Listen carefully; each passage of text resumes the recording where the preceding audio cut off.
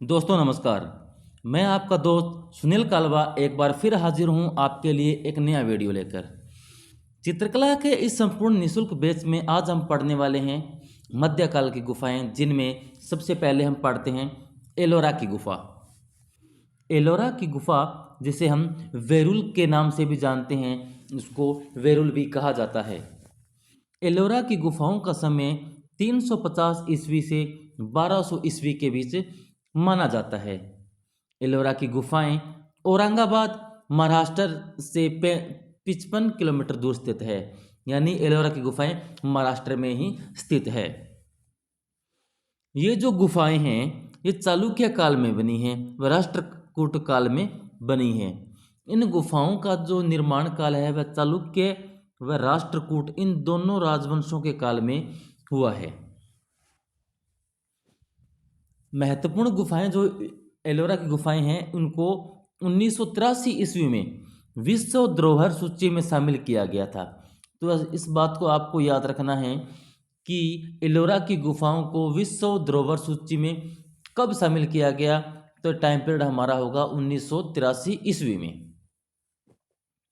अब देखिए, जो गुफाएं हैं ये अलग अलग टाइम में बनी हैं, एक साथ नहीं बनी हैं और अलग अलग गुफाएं हैं।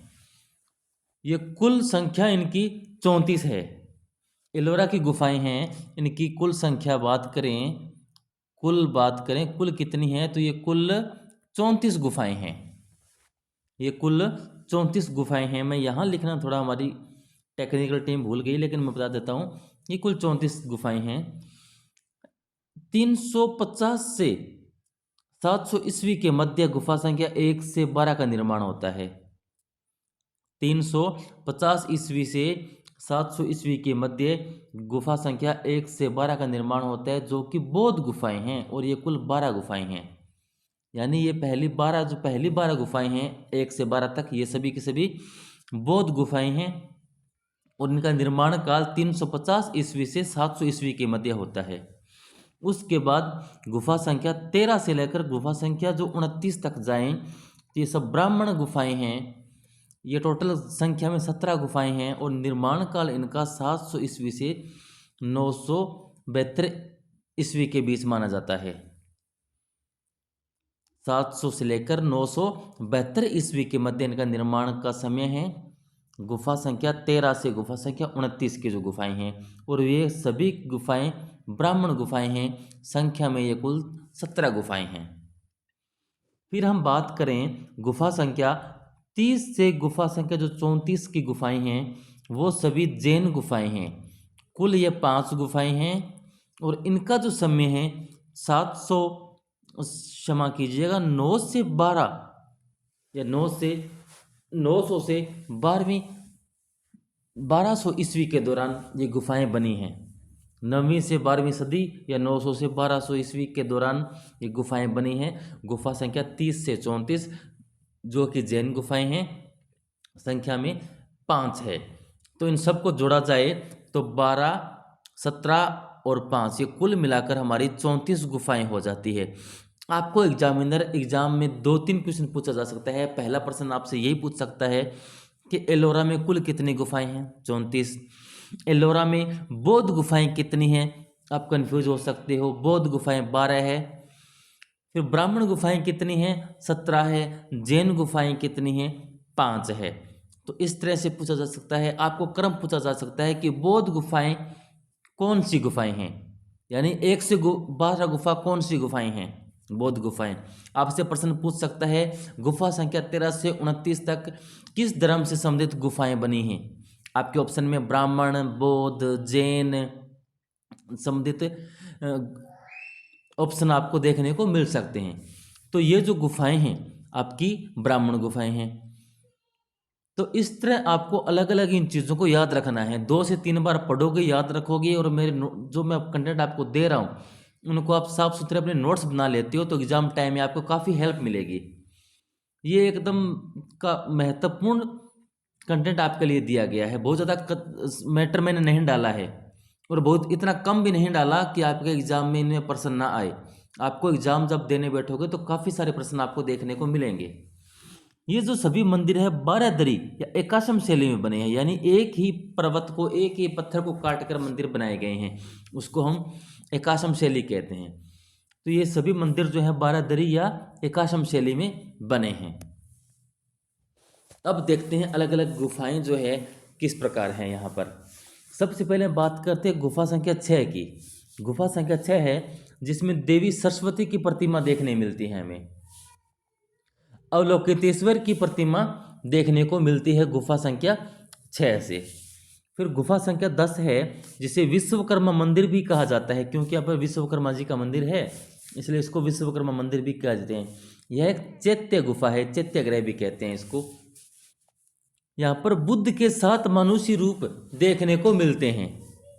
बुद्ध के 7 मानुषी रूप की मूर्तियाँ या चित्र यहाँ पर बने हुए हैं, मूर्तियाँ बनी हुई है ये विश्वकर्मा मंदिर के अंदर। तो गुफा संख्या 10 को विश्वकर्मा मंदिर भी कहा जाता है। उसके बाद देखें हम तो गुफा संख्या 14। गुफा संख्या 14 जो है उसको रावण की खाई के नाम से जाना जाता है। सबसे इंपॉर्टेंट बात इस लाइन में ये है कि इसको रावण की खाई कहते हैं। ये जो गुफाएं हैं इनके जो सेकंड नाम है, जैसे गुफा संख्या 14 को रावण की खाई कहते हैं, यही एग्जाम में बहुत बार पूछा गया प्रश्न है कि रावण की खाई कौन सी गुफा को कहते हैं, विश्वकर्मा मंदिर कौन सी गुफा को कहते हैं। तो आपको याद रखना है विश्वकर्मा मंदिर गुफा संख्या 10, रावण की खाई है गुफा संख्या 14। और ये जो गुफा संख्या 14 है इसकी प्रमुख मूर्तियों में हम देखें तो रावणानुग्रह, अंधकारी नरेश, उमा महेश्वर, गणेश सहित महिषामर्दिनी दुर्गा, लक्ष्मी तथा गंगा जमुना की मूर्तियां दर्शनीय हैं। यानी इतनी यहाँ पर मूर्तियां प्राप्त हुई है। तो इसके अंदर सबसे महत्वपूर्ण चीज़ देखने को मिलती है मेरे हिसाब से यही है जिसको कि रावण की खाई कहते हैं गुफा संख्या 14 को। इसके बाद हम देखें तो गुफा संख्या 15। गुफा संख्या 15 यहाँ पर 4 हाथों वाले रुद्र की मूर्ति है। 4 हाथों वाले रुद्र की मूर्ति गुफा संख्या 15 में है। इसको दशावतार मंदिर कहते हैं। वो जो दशावतार मंदिर है उसके अंदर विष्णु का एक नरसिंह अवतार की मूर्ति बनी हुई है। सबसे इम्पोर्टेंट बात, इसी गुफा को आप दशावतार मंदिर भी कहते हैं। तो आप नोट्स में इसको भी लिख लीजिएगा। इसको चाहे आप स्टार लगा सकते हो, जैसे भी आप करो उनको लिखो। तो गुफा संख्या 10 हमारी विश्वकर्मा मंदिर थी, गुफा संख्या 14 रावण की खाई थी और गुफा संख्या 15 है हमारी दशावतार मंदिर। तो ये इंपॉर्टेंट है, इसको आप याद रखेंगे। इस गुफा में शैव मूर्तियों के साथ वैष्णव मूर्तियों का गतिमान रूपों में अंकन हुआ है। यानी गुफा संख्या जो 15 है इसके अंदर शैव धर्म संबंधित मूर्तियां हैं और वैष्णव धर्म से संबंधित भी मूर्तियां देखने को मिलती है। इसमें फिर आप देखिए रावणानुग्रह, भैरव, कल्याण सुंदर और गंगा जमुना की मूर्तियां देखने को मिलती है। तो इसके अंदर भी सबसे इम्पोर्टेंट बात आपको यही देखने को मिलेगी कि गुफा संख्या 15 जो है उसको दशावतार मंदिर भी कहते हैं। इस लाइन को आप जरूर याद रखिएगा। अब हम आगे बढ़ते हैं और देखते हैं आज की सबसे महत्वपूर्ण गुफा संख्या 16। गुफा संख्या 16 जो है इसको एलोरा की जान कहा जाता है। एलोरा की जान गुफा संख्या 16 है। इसका निर्माण का समय 757 ईस्वी से 790 ईस्वी के मध्य माना जाता है। इसका साइज देखें तो लंबाई इसकी 112 फीट 142 फीट है, चौड़ाई इसकी 21 फीट है और ऊंचाई 100 फीट है। गुफा संख्या 16 है जो राष्ट्रकूट राजा कृष्ण राम प्रथम के काल में बनी है। कृष्ण राय प्रथम के काल में यह गुफा बनी है। यहाँ पर सबसे महत्वपूर्ण है कैलाशनाथ मंदिर। जो साइज है ये इसी मंदिर का साइज है, कैलाशनाथ मंदिर का साइज है। यह इस मंदिर है, इसके जो स्तंभ बने हैं वो नागर शैली में बने हैं। कैलाशनाथ मंदिर है, इसके जो स्तंभ बने हैं नागर शैली में बने हैं और मंदिर हमारा बेसर शैली में बना है और इसके शिखर जो है द्रविड़ शैली में बने हैं। तो ये 2-3 शैलियों से मिलकर बना है। मंदिर हमारा बेसर शैली में बना है, इसको याद रखेंगे कि मंदिर बेसर शैली में बना है, स्तंभ इसके नागर शैली में बने हैं और शिखर द्रविड़ शैली में बना है। इस प्रकार ये कैलाशनाथ मंदिर बनकर तैयार हुआ है। इसका साइज 142 फीट, लंबाई चौड़ाई 121 फीट व ऊंचाई 100 फीट है। इसके अंदर मूर्तियों की बात करें तो सबसे महत्वपूर्ण मूर्तियां हैं रावण का कैलाशोत्तन, यानी कैलाश पर्वत उठाता हुआ रावण। एग्जाम में आपको यही पूछा जा सकता है कि कैलाश पर्वत उठाता हुआ रावण कहाँ से मिला है, तो गुफा संख्या 16 से प्राप्त हुआ है कैलाश पर्वत उठाता रावण। इसका अलग अलग नाम है, जैसे कैलाश पर्वत हिलाता रावण भी आ जाता है, कैलाश रावण का कैलाशोत्तन या कैलाशोत्तन रावण। इस तरह से आपको ये कई नाम से ये चित्र देखने को या मूर्ति शिल्प देखने को मिल सकता है। यह हमारा गुफा संख्या 16 में है। इसके अलावा शिव विवाह से संबंधित चित्र देखने को, मूर्तियां देखने को मिलती है। शिव तांडव है, रामायण के प्रसंग है, भैरव एवं अन्य देवताओं के चित्रांकन या मूर्तियां यहाँ पर देखने को मिलती है। इसको हम देखें तो एक नाम और जो है हमारा वो इस प्रकार है, इसको आप देखो तो कैलाश लिख सकते हैं आप, कैलाश पर्वत हिलाता रावण, कैलाश पर्वत हिलाता रावण। ये चित्र इसी को इस नाम से भी जानते हैं, कैलाश पर्वत हिलाता रावण या कैलाशोत्तन रावण किस गुफा में है, तो गुफा संख्या 16 में आपको ये देखने को मिलेगा।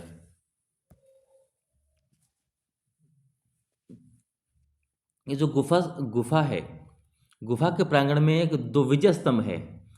जो विजय स्तंभ है इसको ध्वजा स्तंभ भी कहते हैं। विजय स्तंभ है उसको ध्वजा स्तंभ भी कहा जाता है। और सबसे महत्वपूर्ण और दर्शनीय स्थल है चीज़ें यही है गुफा संख्या 16 में। 2 हाथियों की मूर्ति भी यहाँ पर बनी हुई है। तो विजय स्तंभ कहाँ पर बना है, गुफा संख्या 16 के अंदर किला उस मंदिर में। और ध्वजा स्तंभ इसी जो विजय स्तंभ है यहाँ पर इसी को ध्वजा स्तंभ भी कहा जाता है। अब आगे बढ़े और देखें कि गुफा संख्या 21 है। यह सर्वप्रथम निर्मित गुफा माना जाता है। इसको रामेश्वर मंदिर भी कहते हैं। तो इसको भी याद रखेंगे आप कि रामेश्वर मंदिर किस गुफा को कहा जाता है, गुफा संख्या 21 को कहा जाता है। यहाँ पर मूर्तियों की बात करें तो शिव तांडव, महिषासुरमर्दिनी और गंगा यमुना का चित्र या गंगा यमुना की मूर्तियाँ आपको गुफा संख्या 21 में देखने को मिलती है। और एक गुफा संख्या 21 है, सर्वप्रथम निर्मित है और इसको रामेश्वर मंदिर भी कहा जाता है। अब हम आगे देखें तो हमारी महत्वपूर्ण एक गुफा है गुफा संख्या 29। गुफा संख्या 29 जो कि द्रोमरलैंड के लिए प्रसिद्ध है। यह द्रोमरलैंड के लिए प्रसिद्ध है। शिव विवाह से संबंधित ये बनी हुई है। यहाँ पर शिव विवाह से संबंधित मूर्ति शिल्प देखने को मिलते हैं। सीता की नहानी के रूप में मशहूर है गुफा संख्या 29।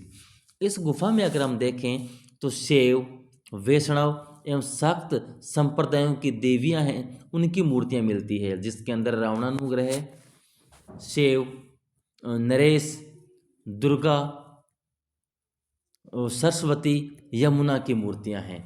इस प्रकार यहाँ पर तीनों धर्मों की मूर्तियां देखने को मिलती है, जिसके अंदर शैव, वैष्णव व शाक्त इन तीनों संप्रदायों की मूर्तियां यहाँ पर देखने को मिलती है गुफा संख्या 29 के अंदर। अब हम आगे देखें तो गुफा संख्या 30। गुफा संख्या 30 को छोटा कैलाश कहा जाता है। एग्जाम में 1-2 बार प्रश्न पूछा भी गया है, छोटा कैलाश किस गुफा को कहते हैं, या ऐसे पूछ सकते हैं गुफा संख्या 30 को किस नाम से जाना जाता है, तो आपका जवाब हो जाएगा छोटा कैलाश। उसके बाद हम देखें गुफा संख्या 32। गुफा संख्या 32 को इंद्र सभा कहते हैं। अब आप इसको भी याद रखेंगे, गुफा संख्या 32 को हम क्या कहते हैं, इंद्र सभा के नाम से जाना जाता है। यह जैन धर्म को समर्पित गुफा है। गुफा संख्या 32 जैन धर्म को समर्पित गुफा है। ये इंद्राणी भगवान महावीर का अंकन यहाँ पर आपको देखने को मिलता है। इंद्र इंद्राणी व भगवान महावीर का अंकन देखने को मिलता है। अब देखें गुफा संख्या 33। गुफा संख्या 33 को जगन्नाथ सभा कहा जाता है। गुफा संख्या 33 को जगन्नाथ सभा कहा जाता है। और गुफा संख्या 34। गुफा संख्या 34 एक छोटा मंदिर है जिसमें तीर्थंकरों के चित्र व उदारता की देवी सिद्धिका व समृद्धि के भगवान मातंग, मांगत नहीं, मातंग है, मातंग की मूर्तियां मिली है। मातंग यानी समृद्धि, समृद्धि, ये समृद्धि है, समृद्धि। उदारता की देवी सिद्धिका व समृद्धि के भगवान मातंग की मूर्तियां बनी हुई है गुफा संख्या 34 में। अब हम देखें कि जो गुफा संख्या हमारे 30 से 34 तक की जो गुफाएं हैं, गुफा संख्या 30 से 34 तक की जो 500 गुफाएं हैं, ये एलोरा के अंतिम छोर पर एक साथ बनी हुई है। दिगंबर संप्रदाय से संबंधित जैन गुफाओं की मूर्तियां यहाँ पर बनी हुई है, और जो कि 9वीं से 10वीं शताब्दी के बीच में बनी है। तो गुफा संख्या 30 से 34 हमारे जैन धर्म के दिगंबर संप्रदाय से संबंधित है, और यहाँ की जो मूर्तियां हैं 9वीं से 10वीं शताब्दी में बनी हैं। तो दोस्तों इस तरह आज हमारा एलोरा की गुफाएं पूरी होती है। अगर इस गुफाओं में कुछ फैक्ट्स या कुछ महत्वपूर्ण बातें बचती है तो नेक्स्ट क्लास में मैं लेके आऊँगा। अगली क्लास हमारी होगी महाबलीपुरम व एलिफेंटा की गुफाएं। तो जुड़े रहिएगा मेरे साथ, मैं लगातार आपके लिए महत्वपूर्ण कंटेंट, महत्वपूर्ण वीडियोस आपके लिए लेकर आता रहूँगा। और इसी तरह अगर आप मेरे साथ बने रहेंगे तो आप एग्ज़ाम में बेहतर नंबर ले पाओगे, अन्य विद्यार्थियों से आप आगे ही पाओगे।